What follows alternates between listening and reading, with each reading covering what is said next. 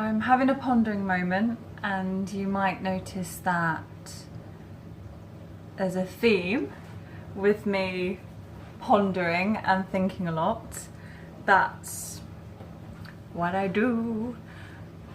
I was wondering if any warriors are not only doing the thru hike, but are doing the thru hike with a health condition,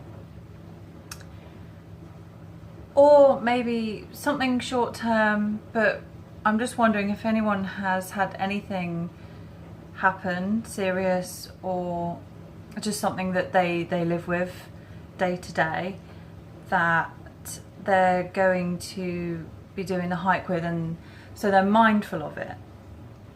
I personally have hypothyroidism, which in argument can be treated, and when you're treated effectively you shouldn't have any symptoms. It's a little bit of a, I don't know if maybe if you're watching, if you're American, I don't know what it's like over there and how easy it is to see an endocrinologist and be treated, but over here we only really generally get treated with one type of medication, and that's just, it's just the way it is here. There's a lot of argument with the ranges, and if you're in range and if you're not in range. I generally don't always feel like I'm in range when they say I'm in range, but that's by the by, that's not what I'm arguing. I'm more just interested because I have symptoms from hypothyroidism such as tiredness, lethargy, loss of concentration, I get memory loss, I can just feel a little bit foggy sometimes, I can have sore eyes sometimes. The nature of it, because it affects the thyroid is a master metabolism gland in your body. So having hypothyroidism, you can experience weight gain. That can also come hand in hand with feeling the cold a lot. Luckily, I've managed to sort of combat that by doing my weight training.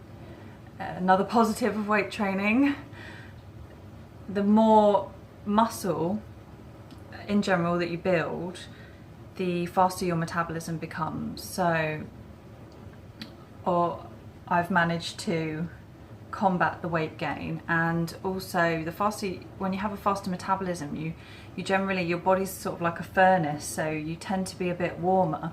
So I used to get cold so much, I used to be freezing all the time. I'd be one of those people, it's like, it's boiling out here, Laura, why are you so cold? But anyway, yeah, I don't have that anymore. But saying that, I'm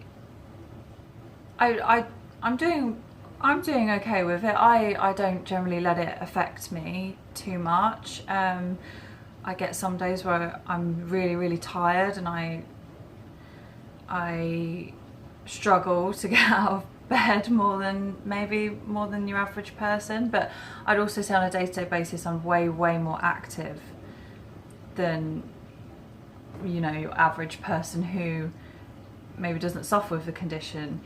But it still ticks in my mind, and I'm thinking, oh, how will it be when I'm on my hike and can get, you know, a bit tired, and I can get brain fog and lethargic and the concentration, that sort of thing. So I'm just wondering if anyone else has it. That would be really interesting to know. Or if anyone else who has thru hiked has hypothyroidism.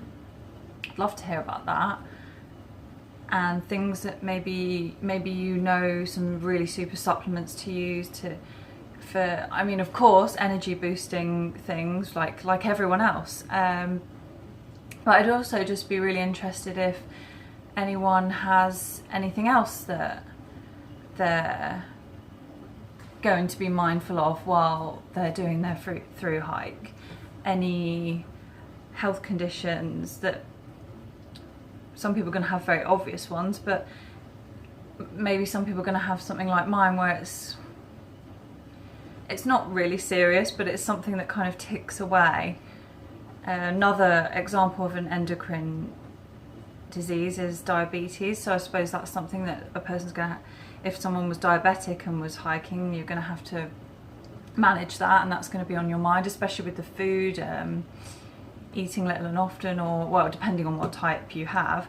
But yeah, that was my pondering today. I was wondering, I'm interested to hear about you, and maybe a part of it is a little bit of a consolation that I'm not on my own.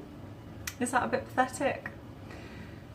It's yeah, it's a little bit, but also I'm interested, so let me know. Anyway, now I'm gonna go for a run in the freezing cold, but when I come back, it's Tuesday. It's basically the weekend.